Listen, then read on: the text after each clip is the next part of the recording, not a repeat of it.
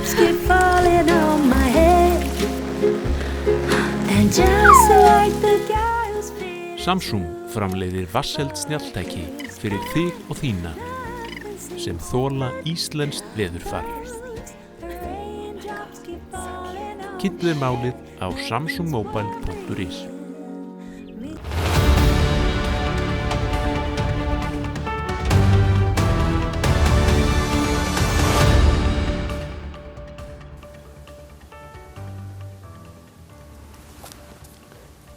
Komið sæl og blessuð og velkomin í Spursmál, föstudaginn 31. ágúst, verslunarmannahelgin frábæra framundan. Við ætlum að ræða hér næsta klukkutíman og rúmlega það við ágætt fólk fjölmiðla, Evrópusamband og ýmislegt fleira. Það eru ýmsar fréttir sem hafa skotið upp kollinum í vikunni, kannski eins og áhugaverðasta og alvarlegasta innbrotið í minkabúið í Mosfellsbæ. Þetta er níðingsverk, þetta bæði gagnvart náttúrunni og samfélaginu, eiganda minkabúsins, en kannski ekki síst dýrana sem þarna hleypt út og munu í kjölfarið drepast út í náttúrunni.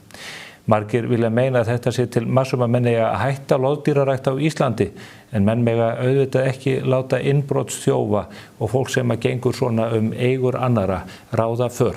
Það þarf að ná í skottið á því fólki og koma lögum yfir það. Ég ætla hér á eftir að ræða við Andrés Magnússon, kollega minn hér á Morgunblaðinu Evrópumálin og hvernig þau eru að þróast í opinberu umræðu á Íslandi, hvernig fjölmiðla umfjöllunum þau háttað. Hann birti fyrr í vikunni mjög áhugaverða samantekt þar sem sáttmálar milli ríkjanna, inngöngu samningar og annað hafa verið gerðir og hvað þeir hafa falið í sér. Það hefur verið mjög reikið hvað Íslendingum getur boðist í raun og veru ef við göngum til samninga við Evrópusambandið.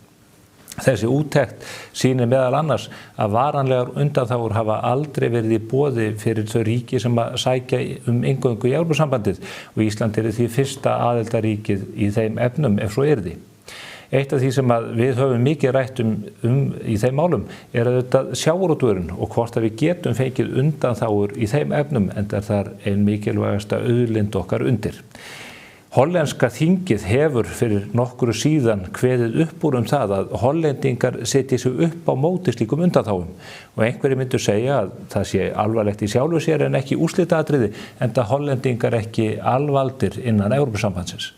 Vandinn er hins vegar sá að hollendingar hafa rétt eins og öll aðildarríki núverandi 27 talsins neitunarvald þegar kemur að samningsmarkmiði og samningsatriði eins og þessu. Þannig að nú hafa hollendingar sagt, Íslendingar mun ekki fá neinar undanþágur varanlegar í þessum efnum, þeir verða að ganga undir hina sameiginlegu sjávarútvegsstefnu.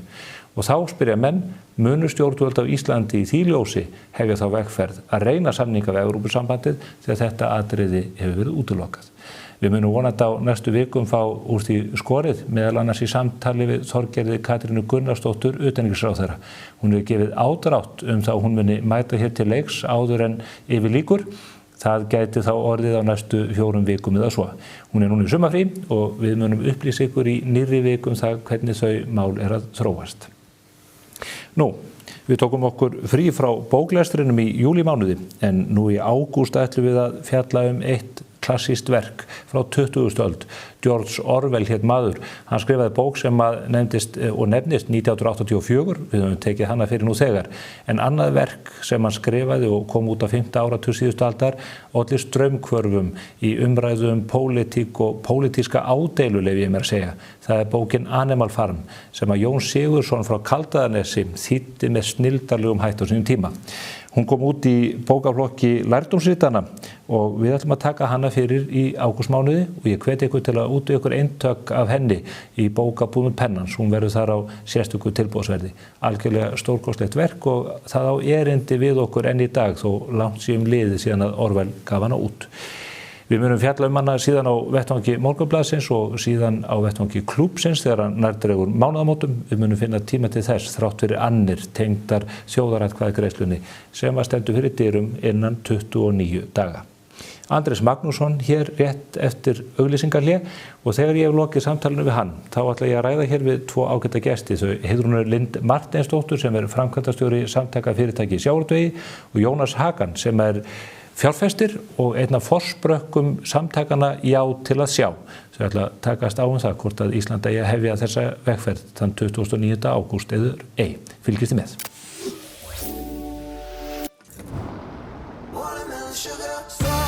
Fjórhjóladrifin Kia EV3 lentur.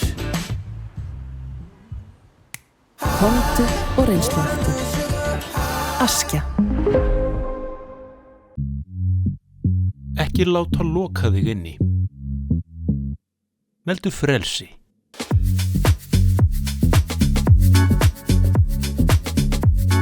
Samsung. Mannvirki, byggingar og hallir. Hvað sem þú vilt byggja, þá framleiðum við byggingarefni framtíðarinnar. Limtré Vírnet. Vantar þig bílavarahluti? Á Poulsen.is finnur þú bílavarahlutina út frá bílnúmeri. Velur viðeigandi varahluti og pantar. Við sendum allt land. Poulsen.is. Skaðabætur, miskabætur, sárabætur, sjúkrabætur, slysabætur, uslabætur, þjáningabætur. Bótaréttur.is 520 51 00. Já, það nú þannig að spursmál hefði átt að vera í sumarfrí á þessum tíma eins og svona þættir gera alla jafna. En út af þjóðaratkvæðagreiðslunni sem að nú stendur fyrir dyrum eftir rétt tæpan mánuð, þá tóku okkur ekki frí heldur ákveðum að halda umræðunni lifandi þetta stóra hagsmunamál þjóðarinnar. Og það eru að sönnu stóru fréttirnar í þessari viku, nú þegar þjóðhátíðin að ganga í garði í Eyjum og Verslunarmannahelgin. Og við ætlum að fara hér næstu mínúturnar við Andrés Magnússon, kollegi minn, yfir það sem að hæst hefur borið í Evrópuumræðunni. Já, í þessari viku og kannski eilítið aftan en það. Velkomin Andrés. Heill og sæll. Nýjasta könnunin frá Maskínu sem að gerða fyrir DEVAF, hún leit dagsins ljós í gær. Jú. Segðu mér aðeins að því hvernig landið liggur varðandi þennan stóra slag. Já, sko, þessi könnun sem gerði fyrir DEVAF að hún mjög svipuð þeirri sem gerðu síðast fyrir mánuði. Og það hefur ekki verulega mikið staplast til í svona þessu heildarfylgi. Það nánast nýfjamt, en þó ekki alveg. Að þeir sem segja já, þeir eru 44%, þeir sem segja nei, það eru 39%. Svo þarna milli sem sagt að það eru 13% sem segja að þau bara vitið ekki hvað þau vilji og tæp 4% segja að þau vilja ekki segja hvað þau meina. Og ef við fellum út þessa sem í vafa eða vil ekki segja að þá sem sagt jáið með, ég man ekki 52% aðreikurlega sko. 53-47, það munar 6%. Það utan vikmarka eða svona alveg á mörkunum. Það var ekki greint frá vikmarkum í fréttinni en svona öllu jöfnu með það hvernig kaupin gerast á eyrinni þá munar þennan mun sko. Þetta ekki bara eitthvað suð. Það sem hins vegar vekur kannski svona frekar spurningar það að það var sagt frá því að þegar var verið að greina einstaka hópa, hvernig þeir svöruðu, að þá var það aldurshópurinn 70 og yfir sem var harðastur já megin núna. Hann var harðastur nei megin síðast. Bara fyrir mánuði síðan. Já, og það bendir til þess að annarkvort sé eitthvað verulegt flögt af fólki að fólk sé að skipta skoðun sem má vera og maður veit náttúrulega ekki heldur nákvæmlega hverju muna þarna. En það getur líka verið að það sé eitthvað vesen á könnunum varðandi tíði sem spurt og það allt. Þetta ekki svo aldursflokkur sem að maður hefði fyrirfram álitið að væri ólíklegastu til þess að sveiflast mikið eins og Laufey vindi? Jú, ég meina þetta nær nú yfir lýðveldskynslóðina, þannig að maður hefði aldrei að hún var kannski einhvern veginn sterkari á því. En kannski að það sé að hrífa þessi rök að fólk megi ekki hafa einhver tækifæri af komandi kynslóðum og hver skal segja af og amma kannski bara eru þar. Það ekkert ómögulegt og við sjáum það náttúrulega í kosningum af þessu tagi. Við getum horft á þær kosningar sem voru fram til dæmis í Írlandi og Danmörku út af Maastricht og Fraklandi þar áður eða bara Brexit sko. Að fólk var að engjast alveg fram í síðustu viku svona með við kannanir. Það var töluvert flögt og þegar við horfum til þess hvað þessi kosningabarátta fór einhvern veginn seint af stað, það var náttúrulega boða til þessara kosninga með skemmsta mögulegum fyrirvara og þá voru síðan bara voru sveitarstjórnarkosningar sem áttu nú flestra í svolítinn tíma, pólitíkin kúplaðis út úr þessu, svo komið sumarfrí. Þannig að það allir að gera einhvern veginn ráð fyrir því að þeir allir að hugsa þetta eftir Verslunarmannahelgi. Auðvitað eru einhverju sem eru mjög heitir og hafa verið að láta í sér heyra á félagsmiðlum og svo framvegis sem að eru fyrir löngu búin að taka afstöðu. En það alveg örugglega stór hópur þarna úti sem ekki alveg viss. Kannski búin að móta sér einhverja skoðun en ekki alveg viss.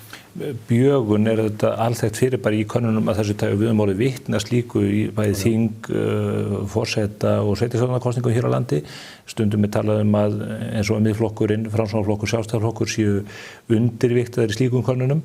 Við sáum líka mögulegar undirviktanir í síðustu þjóðaratkvæðagreiðslu þegar kosið var Icesave. Þá virtist vera sem að þeir sem ætluðu að samþykkja samninginn hefðu nokkuð traustlega yfirhöndina en þeir skítöpuðu baráttunni þegar að talið var upp á kossunum. Jú, sko, það geta verið sem sagt vandamál hjá einstökum könnunarhúsum að úrtakið þeirra eða það þýðir sem er miðað við uppála, það sé eitthvað bjagað og þeir sé ekki alveg búin að finna réttu reikniregluna til þess að sletta það út.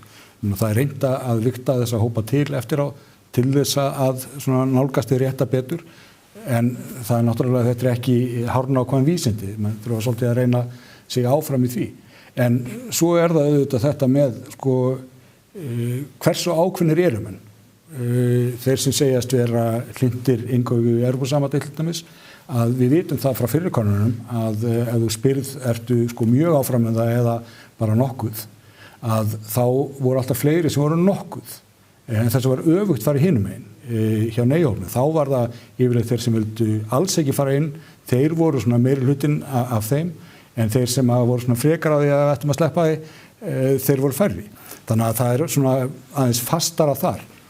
Svo alveg eftir að koma í ljós hvort að það hafi áhrif að hversu duglegt fólk að mæta á kjörstað. Eða þessi hópur, þessi 13% sem ekki óviss, munu þau gera upp hug sinn? Eða munu þau bara segja, heyrðu, ég held í grilli frekar og sleppi þessu? Þetta mun hafa mikil áhrif á niðurstöðurnar og það er bara eins og í öllum kosningum, kjörsókn. Utankjörfunda atkvæðagreiðslan fór hressir af stað þessu dagana. Það ætti nú að gefa vísbendingu að það sé áhugi á því að greiða atkvæði, jafnvel þó að fólk komist ekki á kjörstað þann 2009. Kannski, en kannski það bara til marks það að það er sumar, að fólk er á faraldsfæti og þetta er bara eitt af því sem það vil ljúka af áður en það fyrir frí eða eitthvað Illu er best af lokið og sennilega er það ekki fólki sem er tvístígandi sem er að mæta á kjörstað. Það er aðra hvora röndina. Værum talið að umfjöllun fyrst þegar að tilkynnt var atkvæðagreiðsluna og að hún væri framundan, þá var tónninn í stjórnvöldum dálítið þannig að menn ætla að láta þjóðinni eftir að ræða þetta en ég sjálf sér þetta ekkert mikið að ræða þetta, upplýsingarnar myndu að stærstum hluta að koma fram í tengslum við aðildarviðræðurnar og gerð samningsins. Það var nú ekki mikil átökin í utanríkismálunum þingsins og Morgunblaðið hefur sannlega ekki dregið af sér í því að afla upplýsinga. Hún vakti sérstaka athygli mína greinin sem að þú birtir á miðvikudaginn þar sem að þú ferð ofan í reglusafn og grunnstefnu Evrópusambandsins og birtir þar úttekt á því hvernig málum er í raun og veru háttað þegar ríkin er að óska eftir undan þáum eða sérmeðferð í ýmsu tagi, hvort sem það er þegar þau gengu í sambandið eða á síðari tímum. Segðu mér aðeins af þessari greiningu. Af því að umræðan hér hefur snúist svo mikið undanþágur. Það er að segja að við höfum ekki heyrt mikið af þessu almenna jákvæða áróri fyrir því á hverju Ísland ætti að ganga í Evrópusambandið. Það hefur svolítið verið skilið eftir Evrópusambandsins sem núna segist allt í einu bara vera ekki vissir og vilja segja já til þess að sjá og eitthvað svona. En þannig að við höfum lítið heyrt hvaða ávinning menn hafa af því að fara inn í Evrópusambandið sem slíkt og þráttur að það sé bara ýmislegt sem að örugglega er þetta að benda á þar. Menn hafa svolítið mikið verið að tala hvað að þetta snúist á evruna, en ekki vegna þess að evran sé svo góð, heldur vegna þess að þeim finnst krónan eitthvað lakari. Og umræðan hefur mjög mikið alltaf farið í þetta, hvað er það sem við viljum ekki? Það er að segja undanþágur, að þetta byggist alltaf því að fá undanþágur.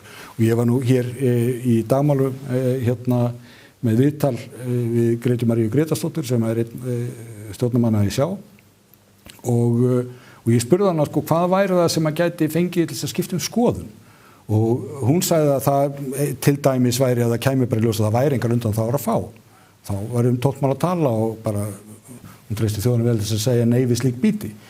En þá fór ég að sko hugsa mig að því að fólk talar nokkuð frítt undanþágur. Og ég held að við ættum að varast þetta orð undanþágur, ég vil frekar nota frávik vegna þess að það eru svo marga tegundir frávika frá þessari grunnstefnu og frá þessu reglusafni Evrópusambandsins sem að það miðar við að séu tekin upp í heild sinni. Það eru frávik sem að eru eðlisólík, hafa mismunandi virkni og standa misföstum fótum þegar inn er komið. Já, sko varanlegar undanþágur, það bara þá ertu ríkið undanskilið einhverjum stórum þætti í stefnu sambandsins. Sem kallað opt-outs á ensku. Já, og það til dæmis eins og Danir vildi ekki vera með í evrunni og Bretar ekki heldur og Bretar og Írar vildi ekki vera með í Schengen og eitthvað svona, þá er tekin bara heilt stabbi sem að frá. Við tökum ekki þátt í þessu. En þessar undanþágur, þær eru bæði mjög fátíðar en þær eiga líka ekki við nýja aðildarríki. Eða hingað til hefur það minnst aldrei gerst. Að þetta hefur alltaf verið einmitt gömul aðildarríki sem hafi verið inni í dágóða hríð og síðan er verið að búa til nýja sáttmála. Það er verið að auka samstarfið eins og með Maastricht og með Schengen, verið að færa það út og þá stóðu einstakar þjóður upp og segja, heyrðu nei, þetta á mikið fyrir okkur, við viljum ekki taka þátt í þessu. Og þá var samið það sérstaklega. En þetta allt á liðinu öld. Þetta eru verkefni til að kreista í gegn breytingar og koma í veg fyrir að einstakar ríki beiti neitunarvaldi. Já, en sko þarna, og eins og með evruna, Bretar höfðu bara nokkuð til síns máls þegar þau heyrðu, Lundunur er einn mesta viðskiptamiðstöð heimsins, hér eru allir samningar meira og minna í sterlingspundum, við fara að kasta því frá okkur, þið geta ekki allast til þess og Brussel sagði bara já, við getum ekki allast til þess og söndu. En jafnvel þegar að við erum að tala sko varanlegar undanþágur á bara þröngum sviðum, ekki stóru svona heildarsviði, að það er ekki nema 2 dæmi það og þú veist og það er bara snúsið í Svíþjóð að þeir mættu halda áfram að markaðssetja það eða þeir vildu og þetta er einhver svona smáatrið sko. Malta fekk varanlega undanþágu út af íbúðakaupum útlendinga á aukahúsnæði. Þú veist, þetta er eitthvað sem að engu skiptir. Ertu að segja þá að í umræðunni sjávarútveginn sem er stærsta auðlind okkar Íslendinga og við erum sannarlega stór fiskveiðiþjóð í öllu tilliti innan Evrópusambandsins, að það væri útilokað fyrir okkur að fá varanlega opt-out undanþágu við samningaborðið? Ég vil ekki segja þessi útiloka vegna þess að Brussel er samningavél. Þar sitja menn og semja alla daga, allan ársins hring. Þannig að það er ekki hægt að útiloka það er fræðilegu möguleiki, en það er alveg sérstaklega ósennilegt og það eru engin fordæmi og það gerðist reyndar með þess að fyrir aldamótin eftir að Maastricht var komið og menn voru að horfa fram á veginn, játntjaldið var fallið og menn áttu vonaði að Austur-Evrópuríkin fara að koma inn. Og þá sögur við verðum að hafa þetta í fastara formi. Að við séum ekki að veita einhverjar undanþágur því að það hafa allir einhverjar sérþarfir. En við getum samið einhverjar sérlausnir, aðlögunartíma, aðlögunarfresti, þannig að það sé á kannski einhverjum þröngum sviðum sé hægt að búa til eitthvað svo öllum líki, en í stórumyndinni ekki. Þannig að ég er ekki nokkrum vafa en það að ef Ísland gengi til aðildarviðræðna við Evrópusambandið, þá myndi nást einhverjar sérlausnir í sjávarútvegi. Strandveiðarnar eru bara mjög gott dæmi það að þetta til dæmis lítill floti, það var hægt að segja að hér er sérstakt fiskveiði svæði fyrir þau, alveg eins og Maltar að hafa. Það eru bátar sem mega bara vera svo stórir sem eru í því og sko, þá mega smábátar frá hinu löndunum koma, en hver nenni því? En erlent eignarhald?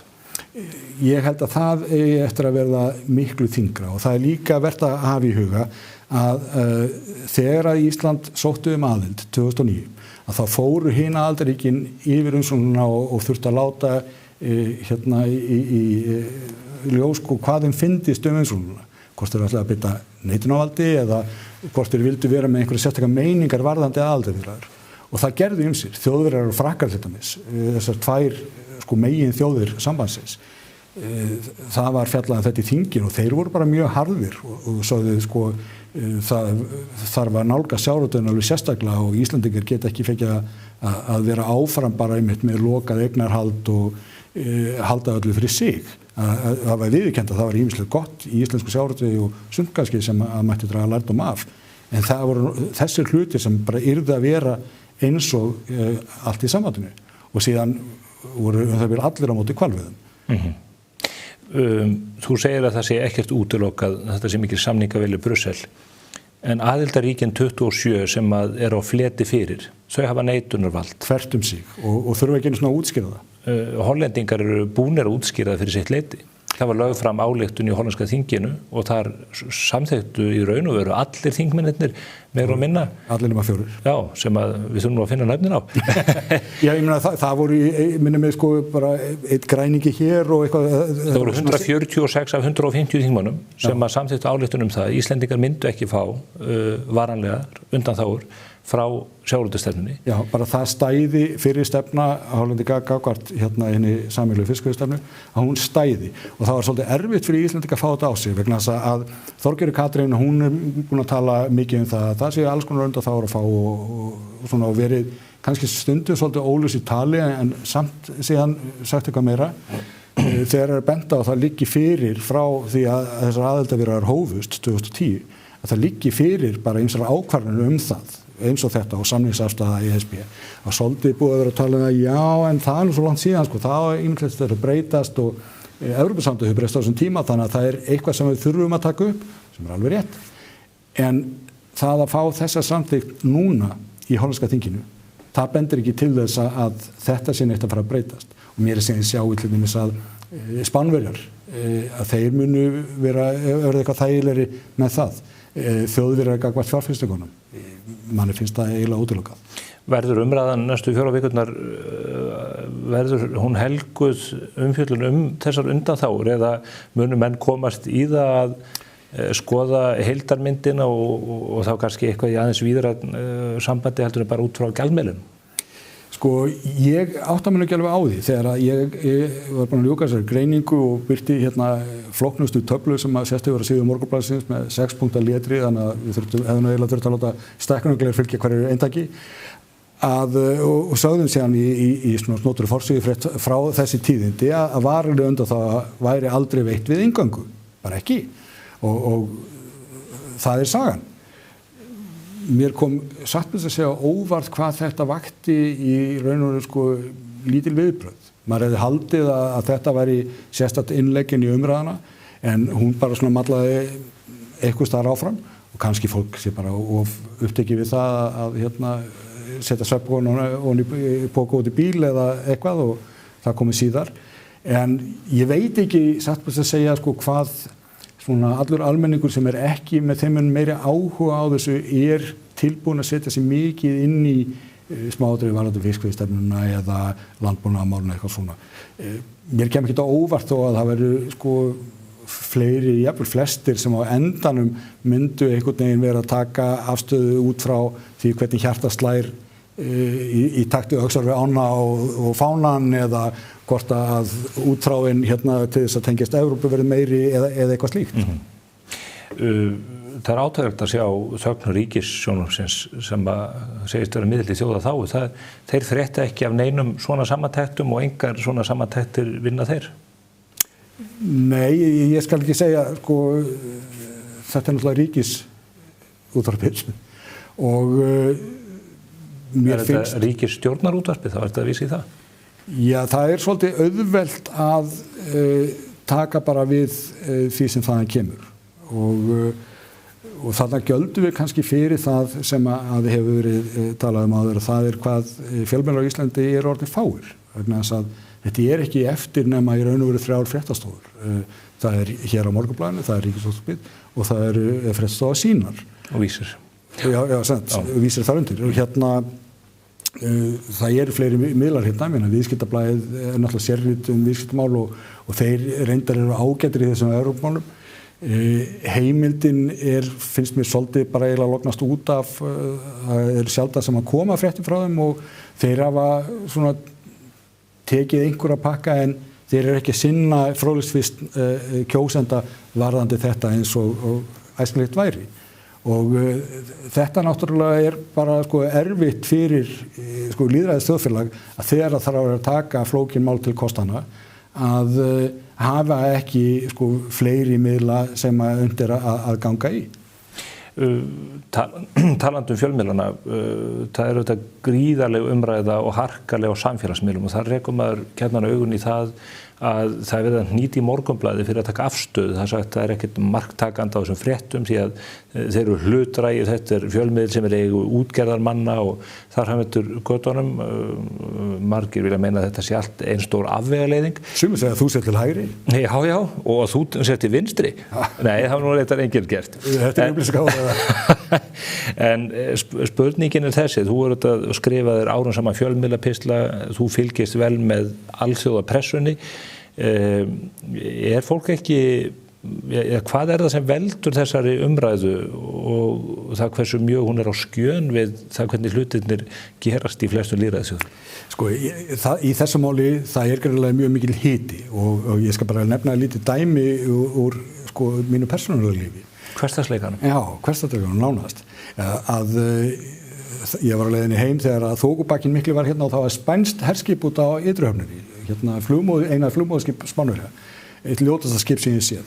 En það var svolítið svona draugulegt að sjá það þarna í þokubakkanum, en ég tók mynd af því út við Hafnarkjaft og setti á Facebook. Og með einhverju sem mér finnst alveg rosalega fyndið það að floti Evrópusambandsins biði úti fyrir ströndum landsins, eitthvað slíkt. Viðbrögðin við þessu frá fólki sem Evrópusinnað voru hreint og satt ótrúleg. Að það var bara, hér eru falsfréttir og upplýsingaóreiða og hvort ég væri bara galinn að halda þessu fram og svo framvegis. Og ég reyndi svona að koma að því að þetta hefði nú verið svona mælt með bróðsett í annað, en það var bara ekki tautuði fólki komandi og ok, það það. En auðvitað það þannig með fjölmiðla að þeir geta held ég ekki orðið hlutlausir. Þeir eru skrifaðir af fólki eða gervigreind, grunamann á stundum. En þarna baki alltaf einhver sem þarf að ákveða hvað fréttnæmt. Það fréttamatt sem ræður. Og ég meina eins og við Morgunblaðið sem hefur tekið bara mjög einarða afstöðu í forstugrensunum í þessum Evrópumálum. Blaðið ekki hlynnt eingöngu í Evrópusambandið. Það litar örugglega fréttamatt að einhverju leyti, litar það of. Ég held að flestir lesnir Morgunblaðsins viti svolítið hvaðan það kemur. En þá það líka hlutverk blaðsins að í máli sem þessu að draga fram það sem að blaðinu þykir vera vanrækt í umræðunni, sem fréttnæmt eða athyglisvert og þyrfti að koma fram. Blaðið hefur hins vegar gætt þess að vera sanngjarnt. Þannig að við höfum dregið fram margt í þessari umræðu sem að ég hugsa að Evrópusinnum ætti nú alveg að falla í geð. Evrópusinnar skrifa aðstæðgreinar á síðu blaðsins eins og ekkert sé. Það rætt við þá í fréttum? Við ræðum við eða reynum að ræða við ráðherra, þeir eru ekki á kostar þessu eins og enginn þekki betur en þú.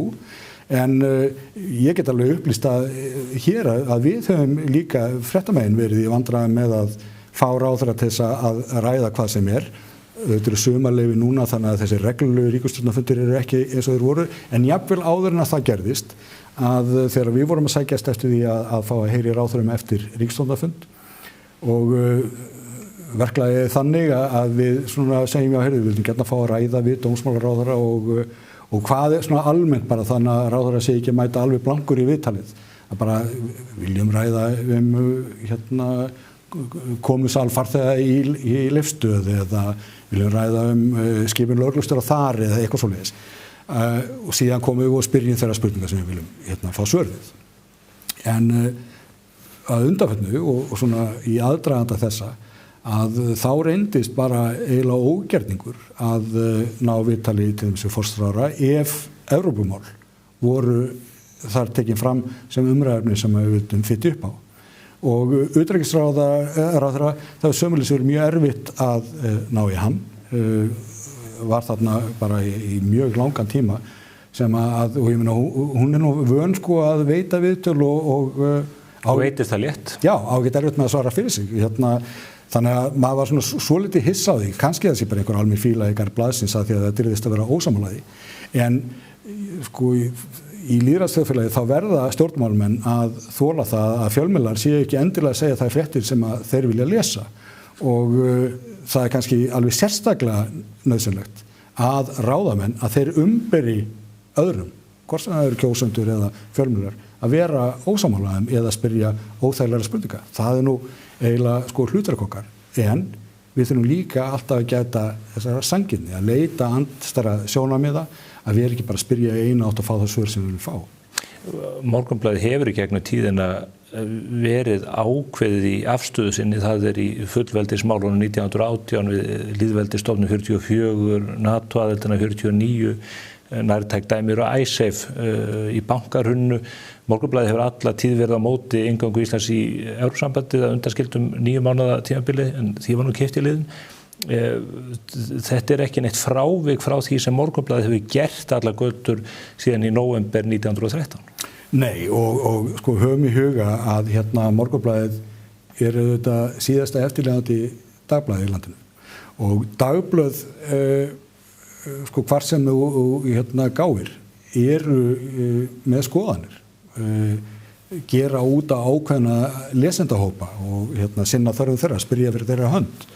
Og ég held til dæmis að þessi 9 mánuði sem nefndi þegar Morgunblaðið snýr við blaðinu, ég held að það hefur verið erfitt fyrir blaðið vegna þess að blaðið segir ekki lesendur sínum sko fyrir verkum. Það eru lesendur sem að hafa áhrif á blaðið.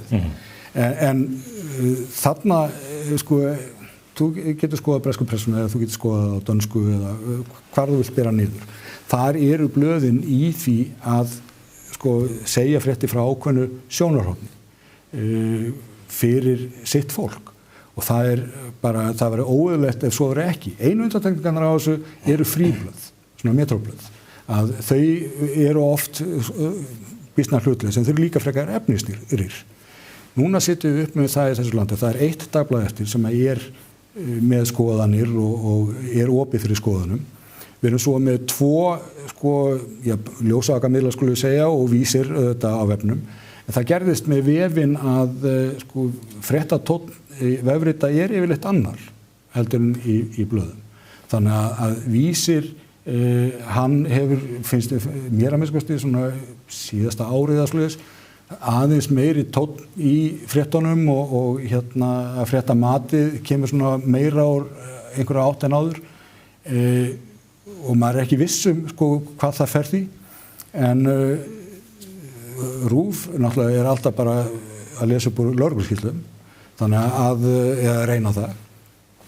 Og þá er bara spurningin sko og hvernig á skoðanamyndunum að eiga sér stað í landinu ef það var ekki einhver sem var einmitt að reyna að toga fram andstæð sjónarmið eða að lyfta þessum skoðunum í hinum, jafnvel óvinsælu skoðunum.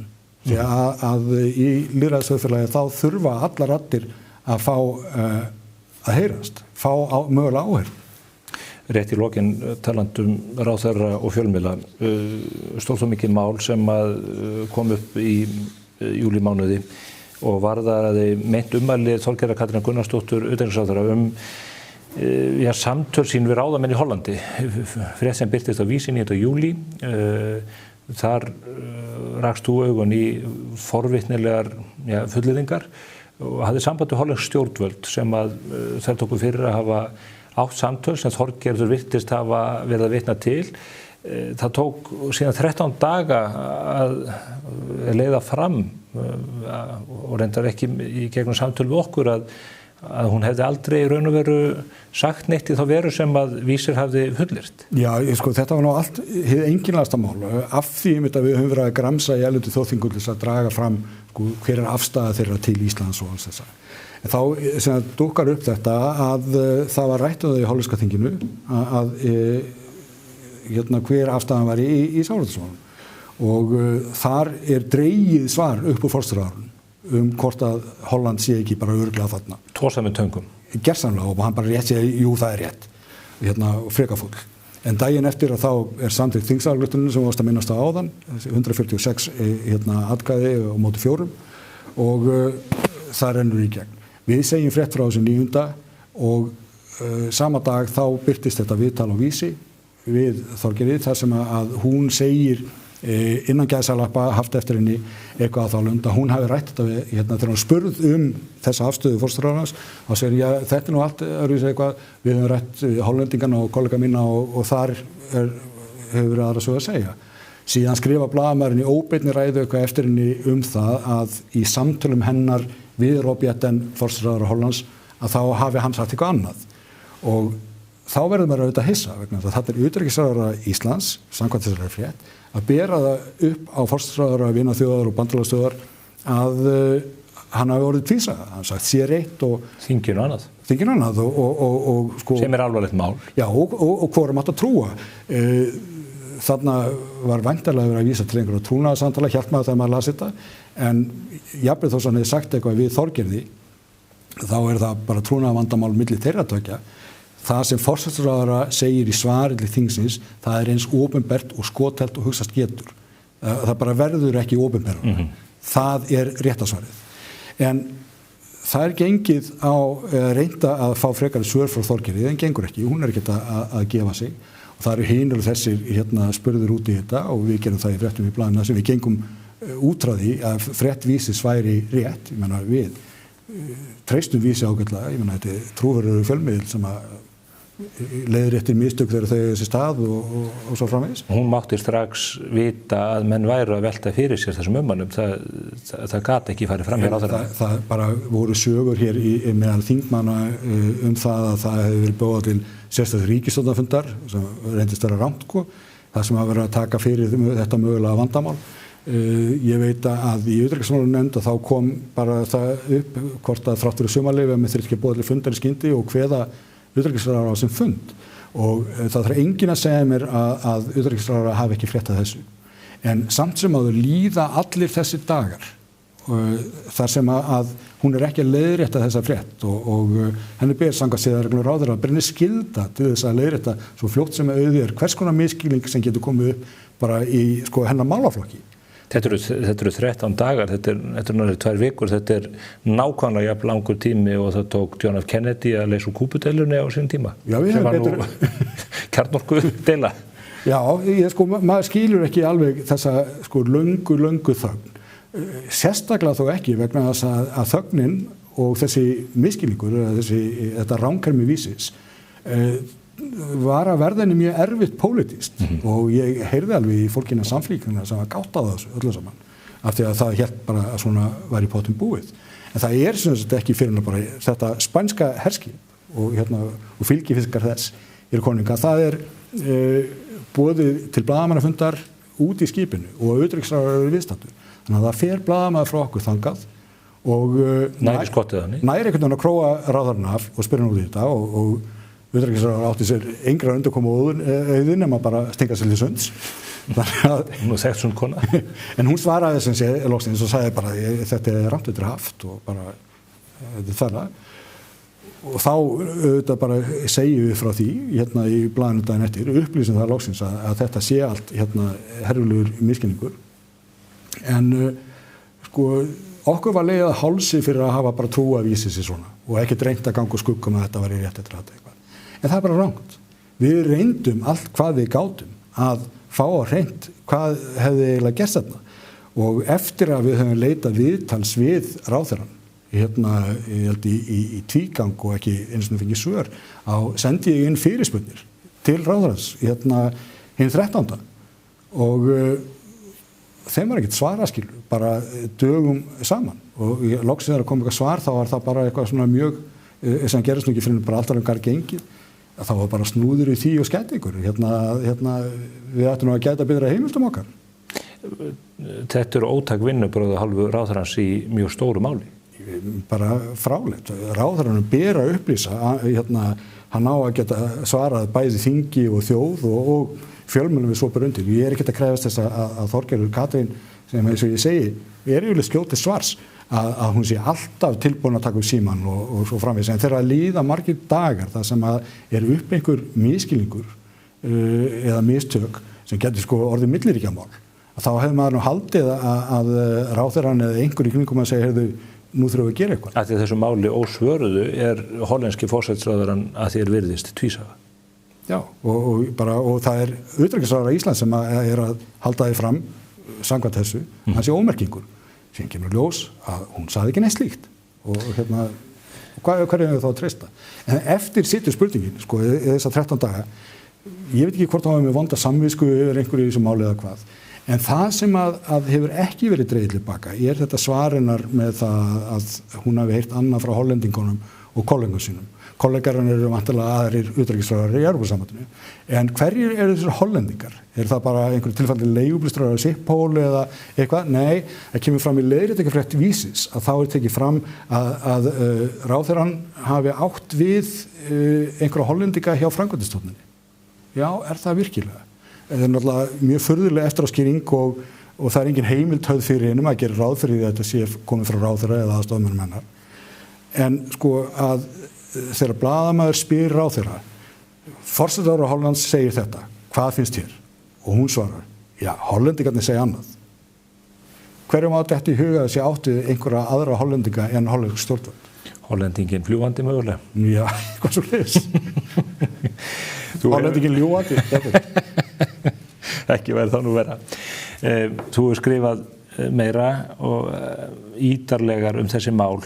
Leyfi ég mér að fullera það heldur en allir aðrir fjölmiðlar Íslands samanlagt og þér þakkláttur fyrir það eins og margir aðrir. Í þessari lotu, ég minni þá að 2009 þá birtist þér ótrúlegu greinarflokkur sem vel þess virðið að lesa ennþá Evrópumálin. Baldur Arnarsson sem enn vinnur hérna, hann tók mikinn og diggan þátt í því og það furðu margt sem þar bara stendur eiginlega óhaggað. Þannig að þetta er alltaf tímarit.is. Mjög áhugavert efni, já, inn á greinasafni Morgunblaðsins auðvitað. Þú munt ekki slá slöku við fram til 2009, þetta gerir ráð fyrir? Nei, ég tek mér ekki sumarfrí í ár, það verður haustfrí. Það verður haustfrí og við erum þakklátt fyrir það. Ítreka það, Andrés, ég á eftir að hnippa í þig, hinga á þennan vettvang áður en þetta er allt garðgengið. Ég er hérna bara hinum með kaffi. Ég veit nákvæmlega hvað þú heldur þig. Ég er með AirTag í vasanum í háls. Góða helgi. Sömuleiðis. Við erum hins vegar ekki hægt og ætlum að halda áfram að ræða Evrópumálin og hingað eru komnir tveir afar góðu gestir. Það eru þau Heiðrún Lind Marteinsdóttir sem er framkvæmdastjóri samtaka fyrirtækja í sjávarútvegi og Jónas Hagan, fjárfestir sem hefur farið fyrir já til að sjá samtökunum eða hann er einn af forsprökkum þeirrar ágætur hreyfingar. Þau ætla að ræða Evrópumálin hér eftir andartak.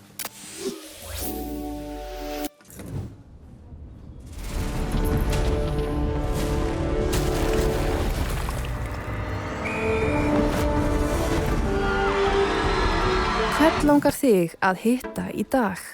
Pennin Eymundsson. Renault Scenic. Sjáðu heiminn. Heilskoðun hjá Intuens veitir ítarlegar upplýsingar stöðu líkamanns. Með segulómun er hægt að greina breytingar og frávik áður en einkenni koma fram. Með þessum upplýsingum getur þú tekið upplýstari ákvarðanir heilsuna þína. Kynntu þér málið á intuens.is. Lexus RX. Komdu og reynslögtu RX 450h Plus Plug-in Hybrid. Þín býður óviðjafnaleg upplifun. Lexus Kauptúni. Við þökkum Andrési Magnúsinni, kollega mínum, fyrir þetta upplýsandi spjallaugu. Hvet ykkur til að fylgjast með fréttaskýringum hans áfram. Þetta er gott efni og yfirvega sem að hann hefur upp á að bjóða. Hingað eru hins vegar komnir mjög góði gestir sem að létu það vera að fara of snemma í helgafríið á þessari stærstu ferðahelgi ársins. Það eru þau Jónas Hagan sem er fjárfestir og einn af forsprökkum samtakana Já til að sjá og svo Heiðrún Lind Marteinsdóttir sem er framkvæmdastjóri samtaka fyrirtæki sjávarútvegi og við ætlum að ræða hér næstu mínúturnar Evrópusambandið og það er ekki litla líkur á því að sjávarútvegurum mun að einhverju leyti koma þar við sögu í ljós þess að Heiðrún er hér meðal gesta. Komið sæl og blessuð. Hæ. Þakka fyrir að koma og fara yfir þetta. það kannski augljóst mál að maður kalli Heiðrúnu hingað til tals en Jónas, þú ert dálítið nýr á þessu sviði, þú ekki verið að blanda í pólitíska umræðu á Íslandi nema síður sé, en þú hefur tekið nokkuð afgerandi á skarið í bæði greinaskrifum og nú í viðtölum. Bara fyrir forvitnisakir, hvernig kemur þetta til? Já, þetta nú bara svona hálfgerð tilviljun, sko. Ég flutti heim núna í byrjun sumars, í lok maí, búin að búa í Bandaríkjunum síðustu 7 árin. Hef nú svona dvalið meira og minna mína fullorðinsævi erlendis, búið mikið í Evrópu, mörgum löndum þar og reikið fyrirtæki í mörgum löndum Evrópu. Hef var síðast í Ameríku síðustu 7 árin og núna komin heim og einhvern veginn taldi ég svona í einfeldni mínu að það væri nú svona eiginlega bara augljóst að við ætlum að fara í það að klára þessa aðildarviðræður og fá samning upp á borðið og taka síðan svona slægin það hvort að þetta væri nú góður eða slæmur samningur. Í einfeldni mínu þá taldi ég nú líka að sjálfstæðismenn, ég nú hægri maður, hef alltaf fylgt frelsi einstaklingsins og öflugu atvinnulífi og öðru slíku sem að sjálfstæðismenn standa fyrir. Taldi að þetta væri nú eitthvað sem að sjálfstæðismenn myndi nú jafnvel sameinast líka því að þetta svona bara einn kostur sem við höfum.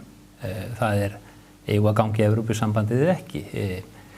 Hvað fylgir því og hver eru kostirnir og hver eru gallarnir og mér finnst gaman að geta tekið þá umræðu en mér finnst verra að taka umræðuna nú þegar af því að mér finnst allan að sjálfum ég ekki hafa öll gögn fyrir fram að mig og ég vildi gjarna sem að líka kannski beina umræðunu tvennt.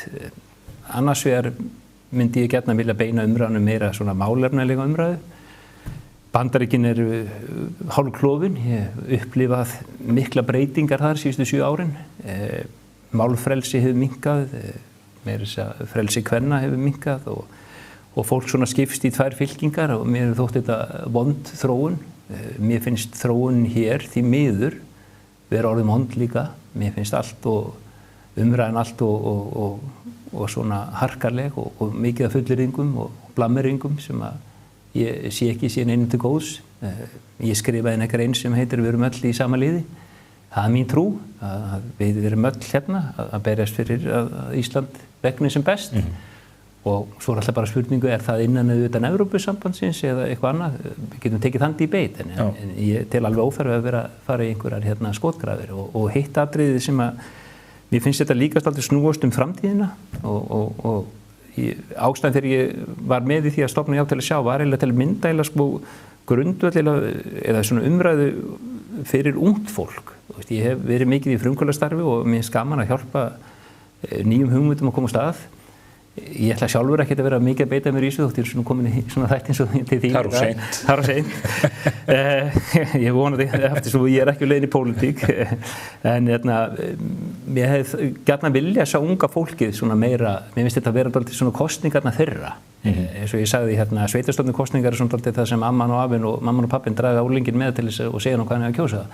Ég hefði eiginlega vilja sjá þetta farið núna að unga fólki myndi taka gamla fólki með sér og segja hvað það ætti að kjósa því við erum að kjósa framtíðin. Þannig að þetta er kannski svona langur inngangur en ástæðan fyrir að ég hef svona verið að taka þátt í þessu. Forvitnilegt að fá þetta fram vegna þess að sem betur fyrir eru í þessari baráttu allri að sjá ný nöfn. Þetta er ekki bara hinir klassísku stjórnmálaforingjar eða talsmenn hagsmunasamtaka. Eitt er hér. Heiðrún, þú ert ósammála þessu. Ég held að þið séu bæði sammála að við viljum og að þið viljið framtíð Íslands sem bjartasta og leita tækifærana en sjávarútvegurinn og reyndar hagsmunasamtök atvinnulífsins þvert og endilangt á annarri skoðun heldur en Já til að sjá, meina ég. Já, ég held að sjávarútvegurinn sé bara að þessu sinni á nákvæmlega sömu skoðun og yfirgnæfandi meirihluti Íslendinga, yfir 95% Íslendinga svara því í könnunum að þeir vilja halda fullum yfirráðum yfir auðlindum sínum hverju nafni sem þær nefnast og tæplega 90% Íslendinga vilja ekki eða vilja halda takmörkunum á erlendri fjárfestingu í sjávarútvegi og það er svo sem á nákvæmlega sömu línu sem að samtökin sem ég fer fyrir hafa talað Og það sem við höfum talið mikilvægt að það liggi fyrir einmitt hver samningsmarkmiðin eru áður en að þjóðin veitir umboðið og hvar rauðu línurnar eigi að liggja. Og þetta hefur verið töluvert á reiki. Það ágætt að sjá að forsvarsmenn ríkisstjórnarinnar hafa talað það að það verður ekki annað að ræða en að við höldum yfirráðum yfir auðlindum okkar. En síðan hefur maður séð í umræðunni sem maður hefur fylgt á eftir að það aðeins slegið í úr með þetta hvað raunverulega felist í þessu. Það verið að tala að við þurfum að semja deilistofnun okkar, það verið að tala við að treysta á reglunum hlutfallslegan stöðuleika og svo framvegis. Allt felur þetta í sér afsal eða framsal á yfirráðum yfir sjávarauðlindinni. Þá ertu að fela Evrópusambandinu stjórn fiskveiði mála en að þú semur þig tiltekna þætti þess með þá einhverjum sérlausnum eða undanþáum. Þannig að þetta, mér hefur fundist umræðan töluvert óskýr þetta. Evrópusambandið með sameiginlega sjávarútvegsstefnu sem að við þekkjum hvað felur í sér. Já. Finnst þér að vera á reiki hvort að stjórnvöld hér geri ófrávíkjanlega kröf það að við fáum að standa utan þeirra stefnu og halda fullu forræði eða hvort að menn ætla að reyna að pikka út einhver tiltekin ákvæði sem að menn geti fengið undan þá frá? Þegar að rættir það að við ætlum að halda fullum yfirráðum yfir auðlindinni, þá felst ekkert annað í því en að við stöndum utan við sameiginlega sjávarútvegsstefnu Evrópusambandsins.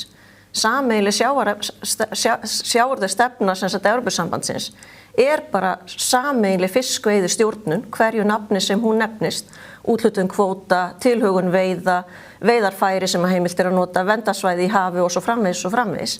En þetta líka sameiginleg utanríkisstefna og þetta svona sameiginleg samræming opinberra fjárframlaga og svona framlaga til markaðsmála, ríkisstuðningur, öðru nafni.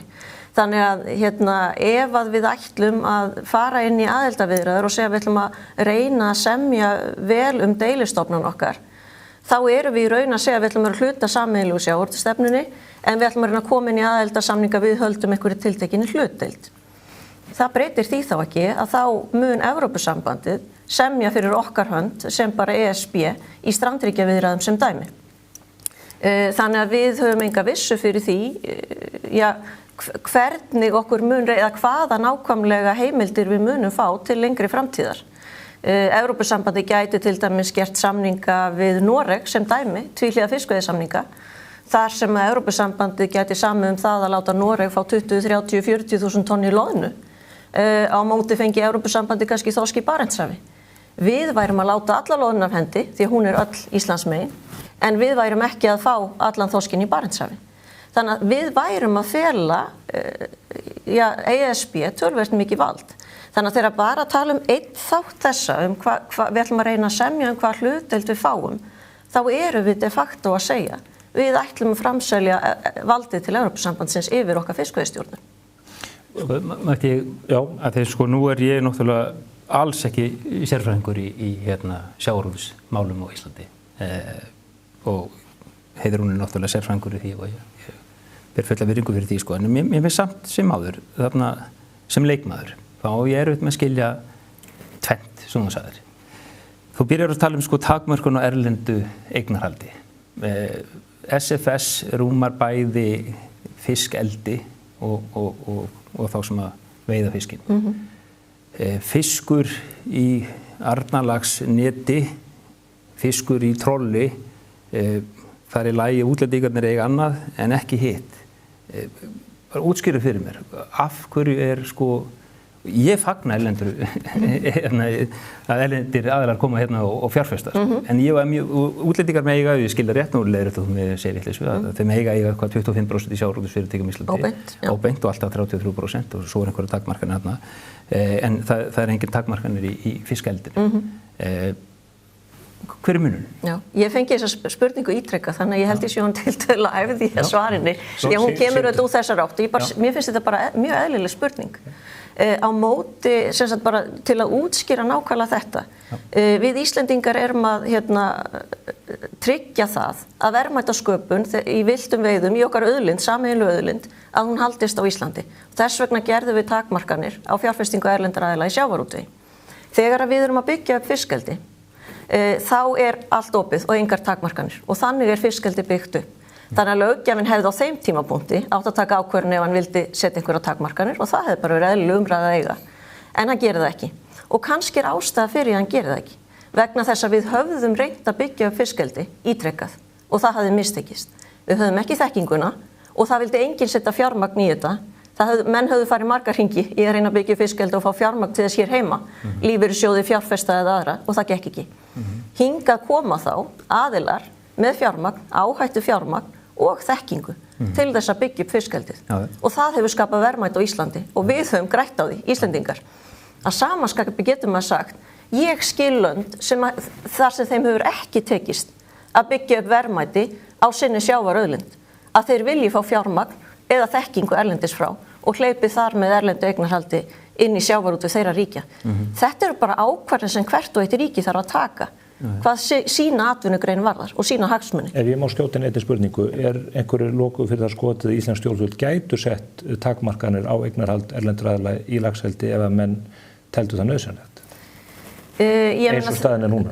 Það svo sem ekkert sem kemur í veg fyrir það að löggjafinn geti gert það en það þarf þá að fylgja reglum stjórnarskrár hvernig það gert. Eignarrétt og þá mögulega eignarnám. Ég meina það þarf þá að gera það eftir settum reglum. Það erfitt að breyta svona eftir á. En það annað sem ég finnst líka oft erfitt með að skilja. Við höfum alltaf að tala sérlausnir og svo undanþágur.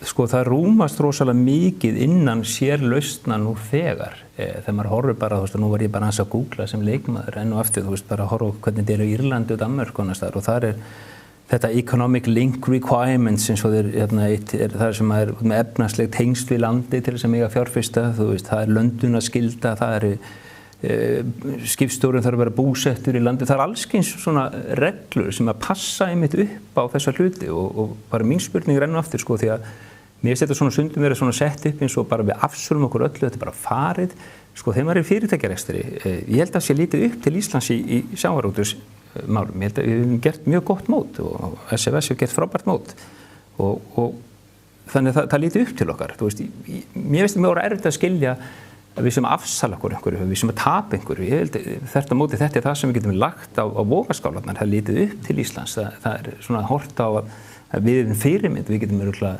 lagt miklu meira mörkum í aðstoð, við tölum með deilustofna eins og talaðum áðan. Við erum í dag með samninga, ekki rétt, við tvíhliða samninga við Færeyja og Breta og Norðmenn. Ekki Breta, nei, og ekki Norðmenn. Bara við Færeyinga? Já, ok. Er það góður samningur? Já, það má deilum það. Hann gildi til ársins enn. Þannig, er þetta eitthvað verra að við sem að gera tvíhliða samninga sjálf heldur og sem gera samninga bara innan kerfis Evrópu? Til mun að vera. Svo ég nefni aftur þetta dæmi, þegar við gerum samninga sjálf, þá það einvörðungu út frá okkar eigin hagsmunum og við getum ákveða að gera samninga eða við getum ákveða að gera ekki samninga.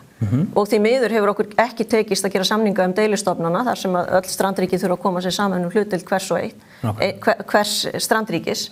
En við höfum gert samninga við Færeyinga og þeir hafa gilt áratuga skeið. Þannig að þá gerum við það bara út frá íslenskum hagsmunum. En eins og ég nefndi áðan, ef að ESB hefur stjórn á þessu og semur, Ísland hefur ekki lengur samningsforræðið, þá getur ESB samið við ríki utan Evrópusambandsins, Noreg eða Færeyjar eða aðra, þar sem að hagsmunir Íslands eru látnir af hendi í skiptum fyrir stofna sem að við eigum lítið tilkall til. Þannig að það verið í raun að færa verðmæti frá Íslandi þá til annarra ríkja og þetta það sem að tekist á innan Evrópusambandsins alla daga. Og enn og aftur sem leikmaður, maður að horfa á þetta, það eru þú skrifar nú grein líka með sustainable fishery og sagðir að að þar varu reglur sem varu bæði auðbreytanlegar og auðveldlega mætti breyta. Þeim samt aldrei breytt síðustu 43 árin. Nei, en það eru að koma skýrslur ár eftir ár þar sem menn segja að við verðum að gera breytingar á þessu. Já, ok. Svo erum við með að því ég náttúrulega sérfræðingur en erum við samt með tilvinnum sem birtist nú í Morgunblaðinu 29. júní frá honum Torben Foss sem mikið hefur nú rætt Og hann kemst nú bara að þess að kvótahlutdeild Íslands verða festar í aðildarsáttmála sem frumréttur alveg eins og gerist með Noreg, Svíþjóð og Finna. Þar með ekki hægt að breyta þeim um samþykki Íslands. Og svo áherslu á atriði Íslands og lærdómi fyrir Noreg í upphafi rétt að undirstrika að Ísland mun ekki tapa ráðstöfunarrétti fyrir þeim fiskveiðiauðlindum sem það nýtir nú þegar. Ísland mun vantarlega beita sömu aðferð og Noreg, Svíþjóð og Finnland gerðu aldarviðræðum 94. Þar voru hlutdeildir þessar landa í hinum ýmsu veiðistofnum tilgreindir í sjálfum aðildarsáttmálunum og frá lagalegum sjónarhóli jafngildir það þinglýstum eignarrétti. Þetta er lögmaður. Það er frábært að skuli nefna Torben og ég kannast ágætlega við Torben. Fínn maður og hefur verið í samningaviðræðum þegar Noregur var í þeim. Akkurat. Ég verð hins vegar að leiðrétta þetta og ég heyrði líka Hjálmar Vilhjálmsson kom inn á þetta og fullyrti og bara eðlilega þegar menn lesa svona grein að Noregur hafi sett í samning hlutdeild sína í öllum helstu nytjastofnum í samningin. Já. Þetta er bara rangt. Það sem var í aðildarsamningi Noregs var það að Evrópusambandið var tilbúið, Noregur vildi fá í sinn aðildarsamning að reglan hlutfallslegan stöðuleika og hlutdeild Noregs í öllum helstu nytjastofnum yrði tiltekið í aðildarsamningi og Evrópusambandið hafnaði heldur var tilbúið að gera pólitíska yfirlýsingu að reglan hlutfallslegan stöðuleika myndi gilda en hún hefur ekkert lögformlegt gildi og yfir þetta er farið nokkuð ítarlega í riti Stefáns Más og Óttars Pálssonar sem að þeir skrifuðu fyrir nokkur síðan og bara mjög góð umfjöllun það. Það sem Noregur fékk líka í samningi var 3 ára aðlögun við það að taka af takmarkanir fjárfestinga erlendra aðila í sjávarútvegi. 3 ár. Þetta var samningurinn sem Norðmenn eðli máls samkvæmt höfnuðu. Þannig að ég verð bara að leiðrétta Torben félaga minn með þetta að þetta er rangt. Því ég komið að framfæri hér, en mér langaði þá til að spyrja Jónas að því hjá eftir ummannafræðu, þú sagðist vera hrifin erlendri fjárfestingu. Ef að við myndum fá aðildarsamning á borðið sem að myndi kveða á sömu atriði og Norðmenn að þeir fengju mögulega 3 ára aðlögunarfrest en síðan yrði þeim takmörkunum aflétt sem að við búum við í dag, þú myndir styðja það? Sko, nú ég ætla ekki að segja já eða nei við slíkri spurningu. Fyrir mér er það er rosalega stórt atriði hvort að menn séu fylgjandi. Þetta eru nú vorum við að takast á sjávarútvegsmálin er mjög mikilvægt. Þetta er stór kafli en heildarsamningur er náttúrulega heildarsamningur. Og þar þarf maður náttúrulega vega og meta alla kosti og alla galla. Auðvitað er við með ákveðna rauða línur sem er ófrávíkjanlegar. Hverjar eru það? Já, til dæmis með það við sem við fullt yfirráð yfir okkar sjávarútveg, okkar stofnfiski sem er með kringum Ísland, yfirráð yfir orkumálum og öðru slíku. Auðvitað þarf það vega og meta þetta allt í heildarsamhengi. Mín skoðun er svo að þegar Ísland í gegnum söguna hefur gert alþjóðlega samninga, þá hefur okkur tekist nokkuð vel til. Ég held að það séu allir sammála, meiri sé að fólki sem var á móti EES-samningnum er sammála því að það er nú mikið verið notað gegn Ólafi Ragnari hvernig hann talaði með EES og annað þetta atriði með erlenda eignarhaldið og þið hafum nú fjallað um þetta og líka þessa hluti varðandi kvótahoppið sem að opnast fyrir. Mér finnst áhugavert að fyrir fólk sem er að velta fyrir sér samtökum eins og Já til að sjá og síðan áfram Ísland samtökunum hvort að þetta sé rauð lína í huga manna að það séu takmarkanir á erlendu eignarhaldi hér í sjávarútvegi eða ekki? Mín aðkoma enn og aftur, nú er ég bara að tala fyrir sjálfan mig, ég er ekki í neinum hagsmunasamtökum eða stjórnmálaflokki eða nokkuð skapaðan hlut, þannig ég er bara að tala fyrir mína einhend. Það sem að dró mig enn og aftur tóltið að þessari umræðu voru náttúrulega það að nú er ég búin að búa erlendis mikið og mér hefur þótt sérstakt að við séum örþjóð með þessa mynt okkar.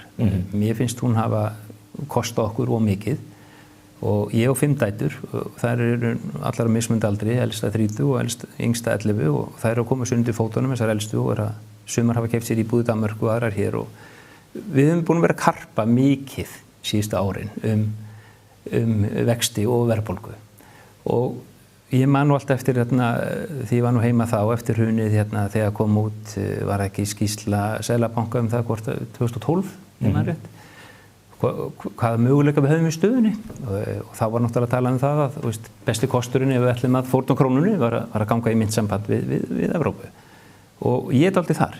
Ég skal alveg viðurkenna það er svona dálítið mín aðkoma að þessu. Ég held að það sé betra fyrir okkur til langs tíma að vera í evru frekar en í krónu. Og bara til þess að klára það, til þess að komast þangað, þá þurfum við náttúrulega að gera eitthvað heildarsamning. Og það margt sem að kemur þar inni og það margar rauða línur og það margt sem að við ófrávíkjanlegt og annað sem að er betra. Ísland í góðri stöðu til að semja núna. Ég myndi halda til með, við horfum á EES. EES frábær samningur, ég heldur sem öll saman það. Hann uppsegjanlegur með ársfyrirvara. Ef að segjum bara, því að menn alltaf með einhver svona tilgátur, gefum okkur það nú að við ætlum ekki að sækja en Noregur fær inn í Evrópusambandið. Þá var EES ekki langlífur, þú veist, Evrópa ekki verið að halda hérna EES-samning við Liechtenstein og Ísland eitt og sér. Þá erum við miklu verri samningsstöðu, ekki satt. Að fara þá að reyna að komast inn og semja þegar við erum núna erum við miklu betri stöðu. England ekki inni, Noregur ekki inni, þannig að mér finnst svo skrítið að við ekki látum ekki á þetta reyna. Ég bara sé að hverju förum við ekki með sjálfstraust, með samningsmarkmið og sterka samningsnefnd, flott að fá bara fólk úr öllum geirum inn í þá samningsnefnd og fáum hérna endalega. Þetta allt góð sjónarmið, Jónas. Já, ok, þetta mín sjónarmið. Þú bauðst mér þáttinn þess að heyra mín sjónarmið. Ég vil endilega fá þau fram. Ég vil þá líka fá reynt fram vegna þess að eins og ég skilði þá segir meginmarkmið að fá evruna og lægri vexti og auðvitað hvartamennundar háum vöxtum hér.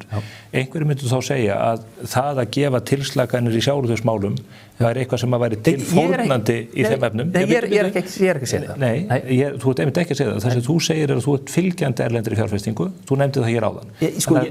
Spurningin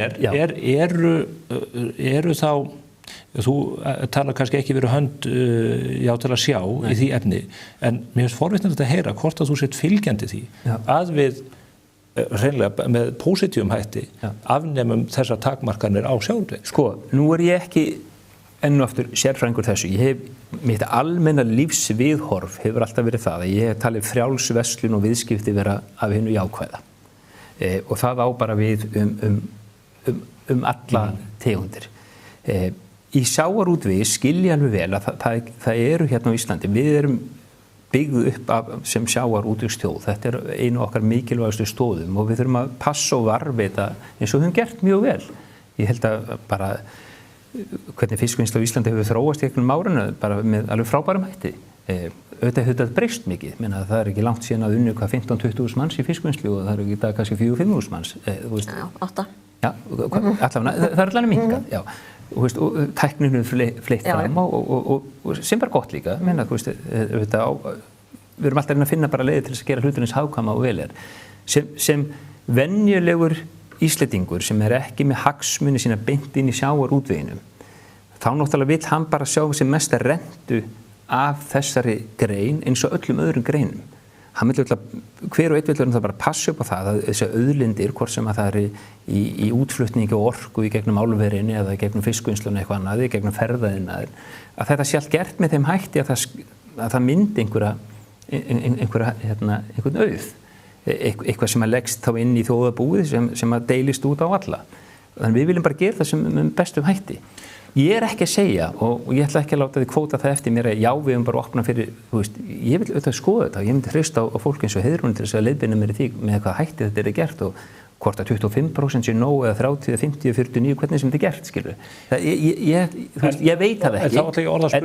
En erlend fjárfesting, þú veist, og Íslendingar að fjárfesta erlendis, þetta bara hluti af frjálsri markaðsbúskap. En aftur, þú nefndi líka áðan varðandi útdeilingu deilisstofnana. Þú ert ekkert viss um að það sé verra að ákvörðunarvaldum það liggi í Brussel frekar heldur en hér, þannig að þú ert ekki einn af þeim sem setja rautt strik og segja við verðum að vera fyrir utan sjávarútvegsstefnuna sameiginlegu. Nei, sjávarútvegsstefnan eins og ég skil hana og það má líka kannski alveg leiðrétta við þar. Það náttúrulega, þú veist, við erum dálítið sérstök með það að það mikið okkar fiski bara hér.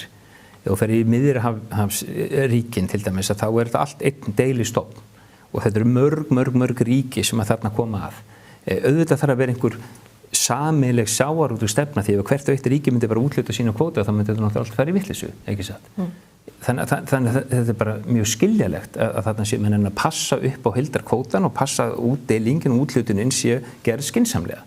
Þetta ekkert eitthvað, þú veist, þarna ekki menn eitthvað að taka einhver völdið og auðlindi frá einhverjum öðrum. Ég bara skilja þetta ekki svoleiðis, sko. En ákvarðanavaldið tekið af þjóða? Endalegt ákvarðanavald, já, en þú veist, ef það stangast á og svo eru náttúrulega alltaf endanum með náttúrulega ráðherraráðið og þingið og svo ef ágreiningur þá eru náttúrulega fyrir þetta fyrir dómstóla.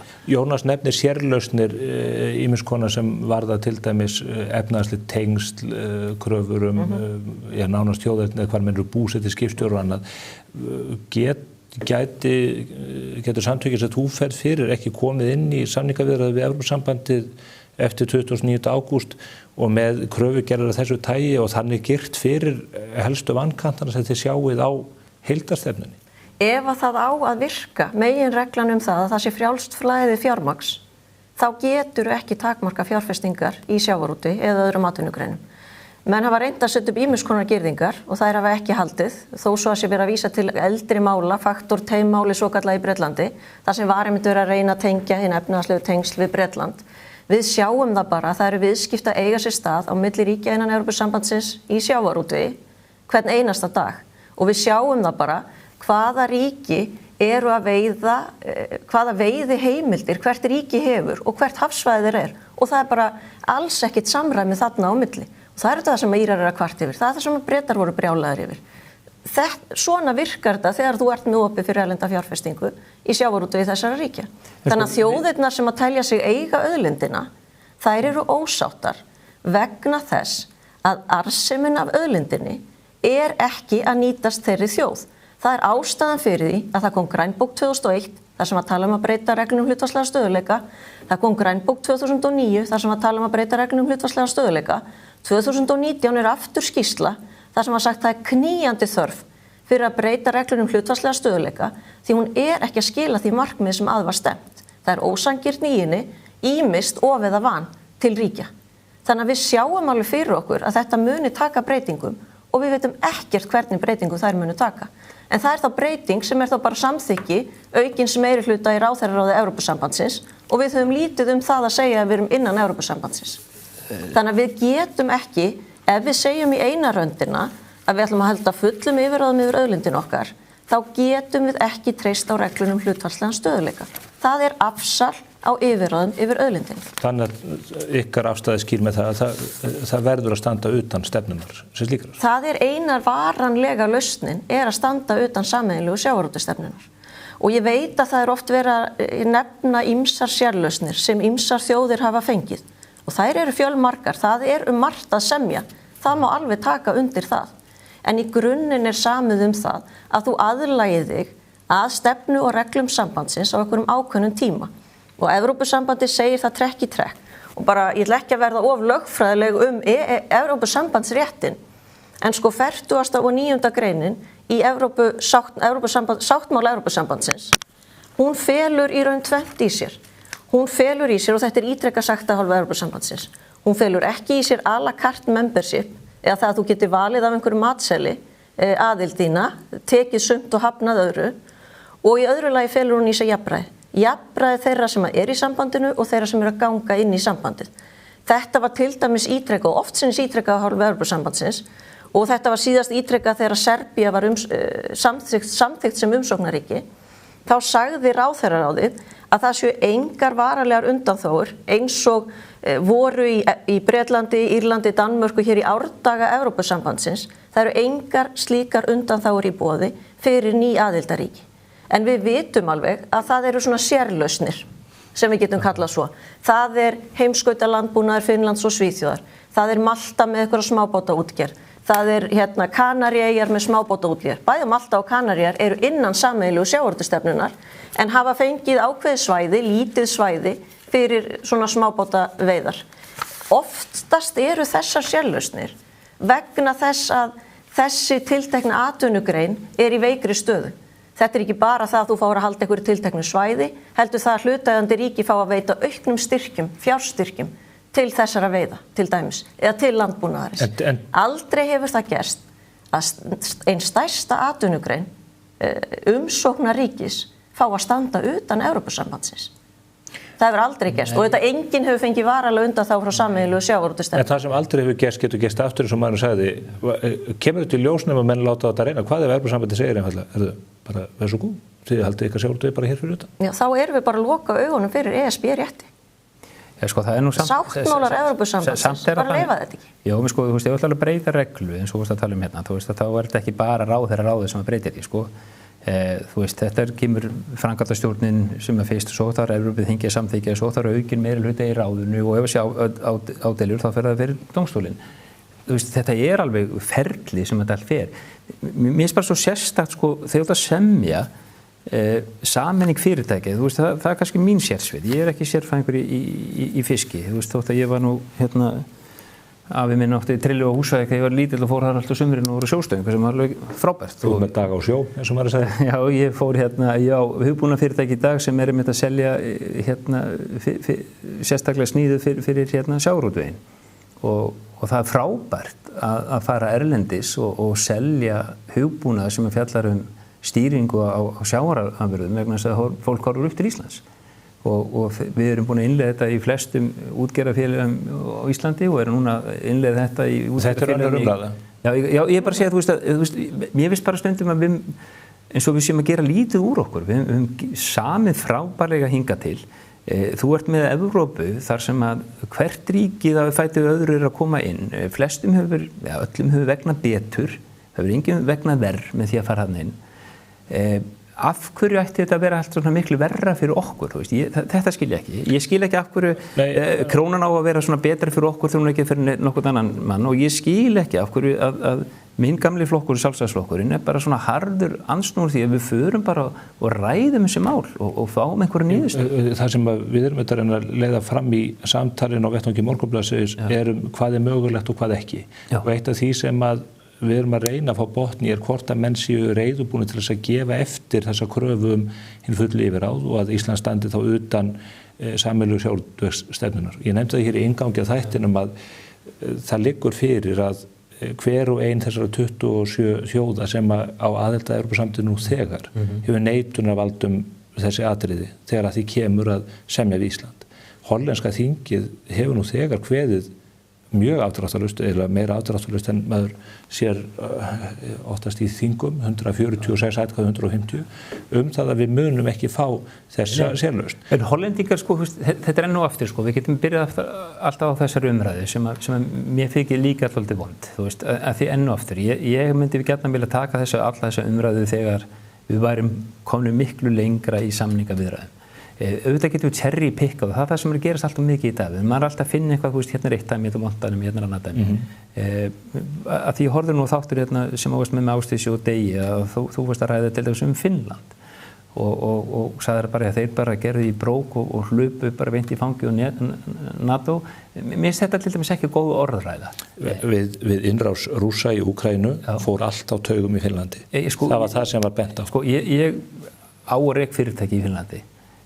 Finnar voru í Evrópusambandinu á þeim tíma. Voru í Evrópusambandinu og fóru réttilega, heimurinn breyttist og þeir horfðu á það hvað okkar hagsmunni best borgið og ákveðu það að fara inn í NATO.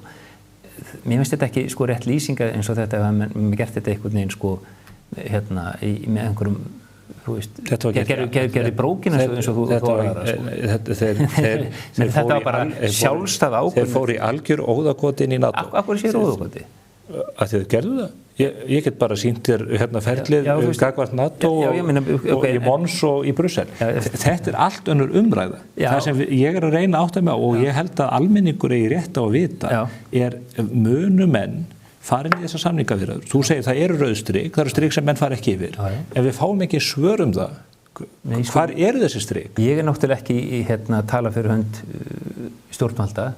Nei, ég að spyrja þig bara sem einstakling sem hefur bara gett ekki inn á umræðu. Sem einstaklingur sem bara að horfa á þetta eins og ég segi, ég hefði alltaf viljað klára aðildarviðræðurnar. Þess vegna ég, þú veist, nú verð ég að fá að klára svaraði, þú veist, þess vegna ég segi já til að sjá.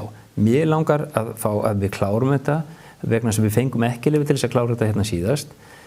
Og síðan þá búin að vera endalausar getgátur hvernig þetta mun lítið út. Ég vil freka fá staðreyndir, þetta bara mitt lífsviðhorf. Fenguð ekki leyfi til að klára Já, þú veist, við kláruðum ekki. Stjórnvöldin gáfu stuð. Akkurat, við sem þjóð fengum ekki endanlegan samning fyrir framar okkur til þess að taka ákvörðu það hvort við vildum ganga inn eða ekki. Mér finnst það bara komið tíma á það. Það svona kannski bara mitt prinsip í þessu, sko. Mér langar bara að við förum alla leið, ef þetta þannig að það eru bara ákveðin rauðstrik sem ekki hægt að semja og það eru ákveðna þjóðir sem vilja ekki hleypa okkur lengra að, þannig að samningurinn vondur, þá mun ég kjósa nei. Já, en ég spyr Heiðrúnu, hver eru rauðstrik? Já.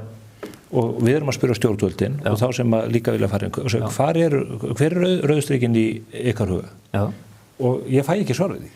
Nei, veistu, Stefán, það mjög erfitt þegar þú ert að gera heildarsamning, þú ert að sameina enn og aftur. Þetta bara grundvallar atvinnugu þjóðuna. Við erum ekki að tala klórnotkun í sundlögum eitthvað slíkt, við erum bara að tala atvinnuveg sem skilar 100 milljarðar í hagkerfið. Já, akkurat. Og þess vegna það náttúrulega svo mikilvægt að þessum hagsmunum verður gætt. Þú veist að það verður ennþá umráð okkar yfir sérstaklega þessum stofntegundu. Það náttúrulega 50 ára saga núna sem bara Íslendingar sem hafa veitt fiskinn við Íslandsstrendur. Það engin skýrskotun í það að það sé að fara einhverju aðrir að koma að veiða hérna. Það engin sem að deilir það, en það snýst ekki bara það að fá úthlutað kvótanum. Þetta snýst allt kerfið og fiskveiðistjórnina og hverjir geta síðan keypt sig inn í sjávarútveg og þá jafnvel komið inn með verksmiðjuskip sem að veiða hér allan þorskinn og flytja hann úr landi án þess að hann sé unninn á Íslandi. Þetta það sem við erum bara að segja, þetta áhætta og það bara mikilvægt að fólk sé meðvitað. En mig langar núna aðeins líka að tala þetta. Sko, þú hlýtur að skilja það hafandi rekið fyrirtæki að fyrirsjáanleiki mikilvægur og ákjósanlegur. Akkurat. Þannig að þegar við höfum gert núna í umsögn okkar eins og til þingsins, þá óskuðum við eftir því að stjórnvöld myndu þá segja okkur eða þingið sem að veita ríkisstjórninni þetta umboð. Hver eru samningsmarkmiðin og hvar eru rauðu línurnar? Af hverju viljum við það? Jú, vegna þess að ef að það væri búið að setja niður skýrlega, við ætlum að halda fullum yfirráðum yfir auðlindunum og það felst í þessu A, B og C, þá myndi atvinnugreinin geta bara haldið áfram sinni starfsemi næstu 2, 3, 4, 5, 6, 7, ég veit ekki hvað þetta ferli eða viðræðurnar munu taka langan tíma og við hefðum vissu fyrir því að sjávarútvegur eftir aðild eða eftir viðræður yrðu óbreyttur. Já, þarna akkurat. En við vitum það ekki. Nei, og þarna við vitum ekki hvort að hann muni taka algjörum stakkaskiptum. Þess vegna skulum við á meðan viðræðan stendur eða eftir viðræður. Nei, sko, þess vegna viljum við vita. Það eru samningsmarkmiðin og hver rauða línan. Já, til að sjá. Við viljum sjá samningsmarkmiðin, þannig við vitum út af hvað það gengur. Þetta gengur alltaf þetta. Þá erum við sammála að þið viljið sjá það fyrirfram, áður en að þið veitið umboð 2009. Akkurat, ég hef spurt af þessu, hverjir eru nákvæmlega okkar samningsmarkmið og hverjir verði í samningsnefnd.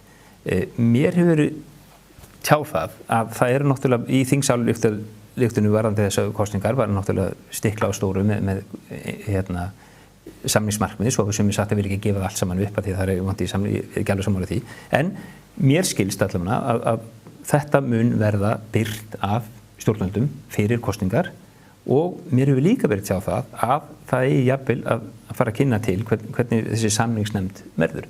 Þetta tvennt sem ég hef beðið mér þetta mjög gott, til dæmis fyrir kosningar, mjög gott, en enga síður mun það ekki breyta mína afstöðu til þess að mér langar að fá heildar samningin til þess að ég geti vegið og metið kost og galla. Það eru ákveðnar rauðlínur sem ég hef, ég tala bara fyrir hönd minn en eins annars. Þannig mér finnst þetta mjög mikilvægt. Mér finnst mjög mikilvægt að þetta kom allt saman skýrt fram. En nú eru liðnar vikur og mánuður og við höfum ekki ennþá fengið þetta fram og ítrekkað óskað eftir þessu og það áhyggjuefni. Bara út af þessu ferli sem framundan. Verður sjávarútvegur eins og hann í dag áfram? Ég held nú samt sem að ég var nú að hlusta á þetta viðtal við Kristrún Frostadóttir núna sem var birt fyrir 2-3 dögum. Á mánudaginn. Og mér gat nú ekki annað síðan, hún var nú svona með nokkrar skýra línur í þessu en það gott að þetta komi bara alveg fram en mér fannst allavega að hún upplýsa þar dálítið að það var alveg klárar rauða línur í sjávarútveginu. Það er gott að hún upplýsi Bretann það en ekki eigin þjóð. Eitt sem að ef við færum talið frá Evrópusambandinu fyrirgefið, frá sjávarútveginum þá það þessi spurningum samningin sem að deilt hvort að eigi að leiða fram eða ekki, eða orku í og hversu mikil orka fari í það og annað.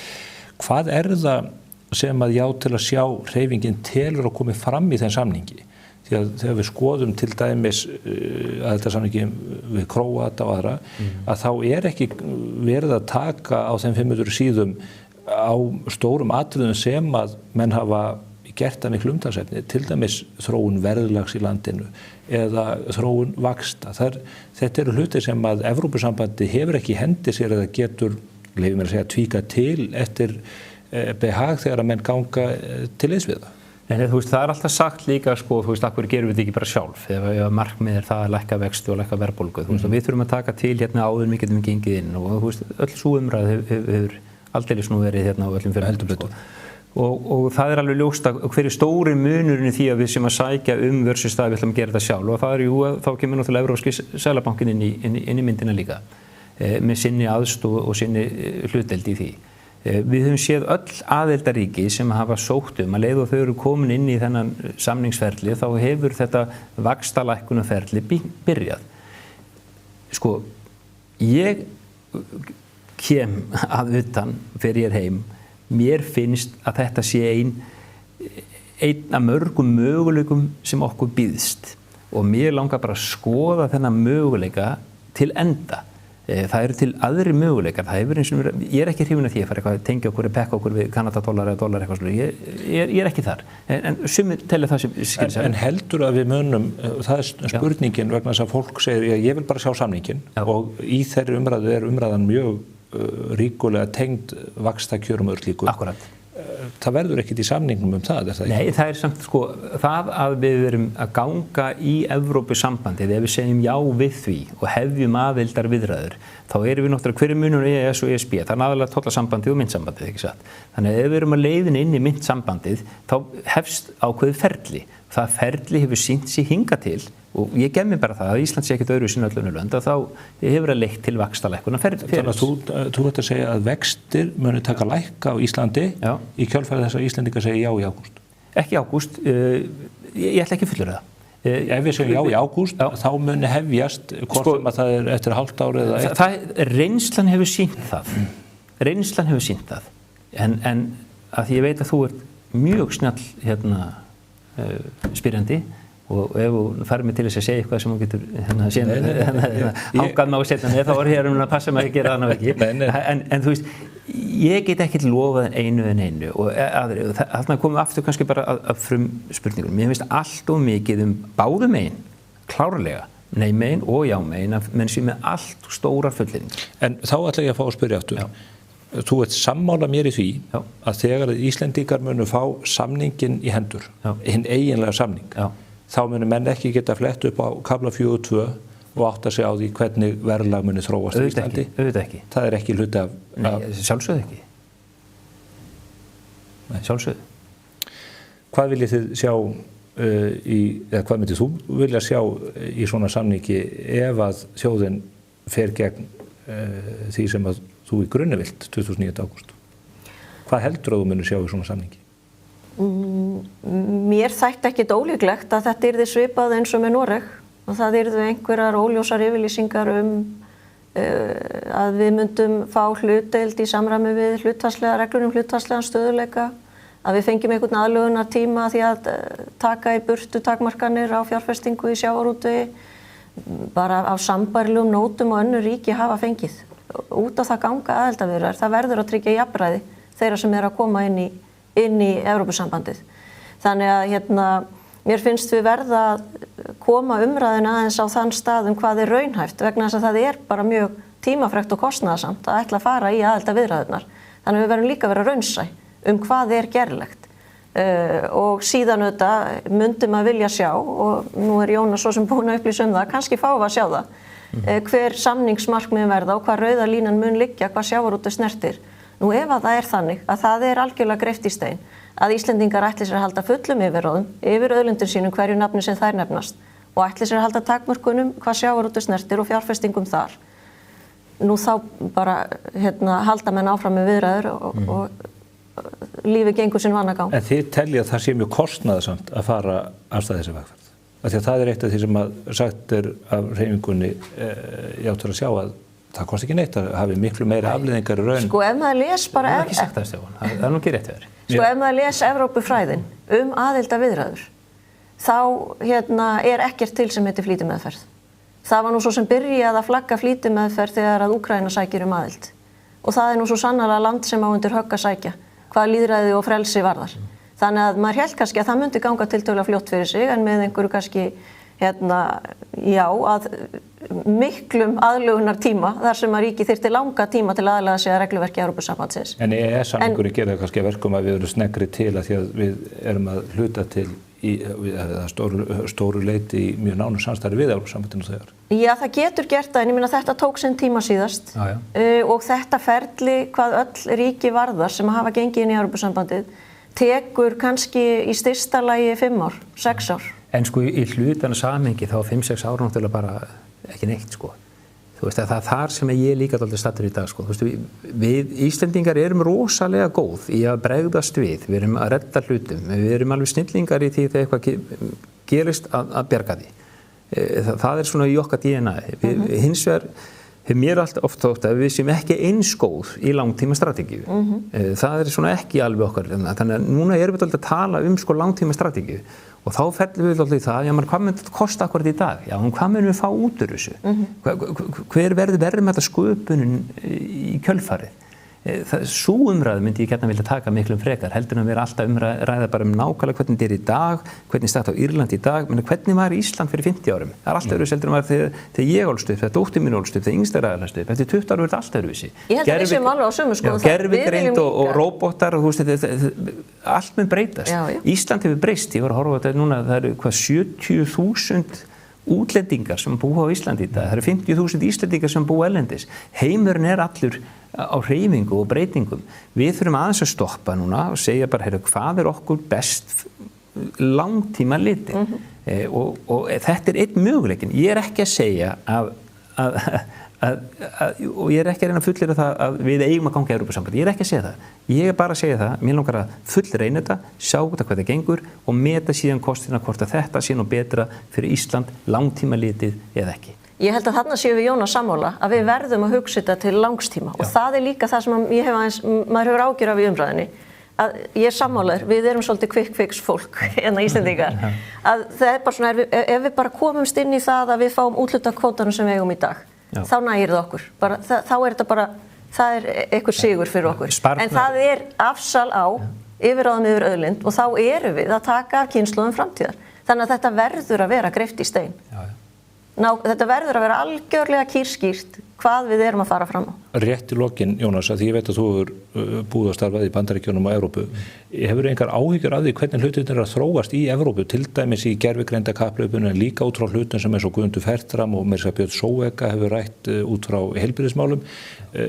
Það virðist vera eins og Evrópa virðist vera efnahagslega tölur sína að Evrópa er að dragast aftur úr. Klárlega, það hefur hallað undan fæti og regluverkið hefur svo sannarlega líka haldið hans aftur að Evrópu og það er nú ástæð fyrir því að menn eru náttúrulega mikið að skoða hvernig er hægt að bæta þetta. Meina þetta er bara eins og öllum fyrirtækja rekstri þegar eitthvað hallar undan fæti þá byrjar mann að skoða hvað er að og hvernig maður geta lagað og breytt í.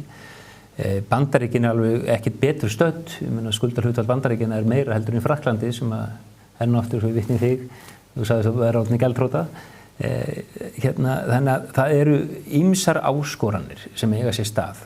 Evrópa er náttúrulega alveg rosalega stórt og fjölbreytt og sama með Bandaríkin. Þú veist, ég tek sem dæmi Bandaríkinum að ef maður er alltaf að horfa svona meðaltalslaunu eitthvað annað, þú veist, meðallaunin í Massachusetts eru 80% hærri heldur en í Mississippi. Atvinnulífið segir samt það sama. Þú veist, þetta getur fundið svona dæmi en við dæmum ekki Bandaríkin samt út frá laununum í Mississippi.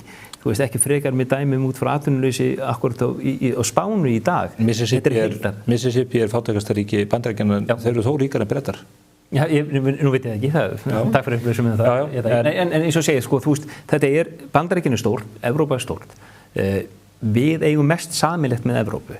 Ég held að ef við öll ættum að velja okkur bústað, ef við gætum ekki búið í Íslandi, þá myndir flestir fara til Evrópu. Það sýnir líka bara tölurnar. Það er þessi 50.000 Íslendingur sem búið erlendis, það búið langflestir í Evrópu. Nálægt einhverjum góðum golfvelli. Já, til dæmis. En við sækjum okkar menntun og búsettum mikið til Evrópu. Þarna eru mest okkar viðskipti, við eigum mest að sameiginlega hagsmuni með Evrópu.